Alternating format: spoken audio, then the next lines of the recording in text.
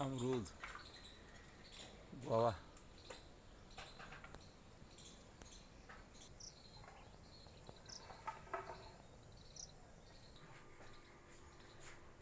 इसको भून कर खाने से सर्दी और खांसी और गले की खराश में लाभ होता है।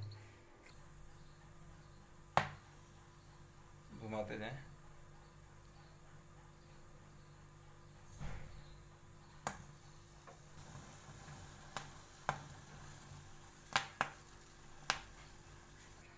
तवे पर भी भुना जा सकता है।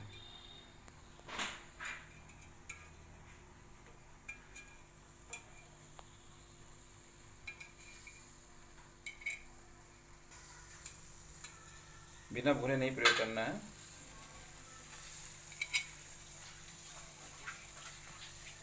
जटिल से जटिल खांसी और खराश में फायदेमंद है।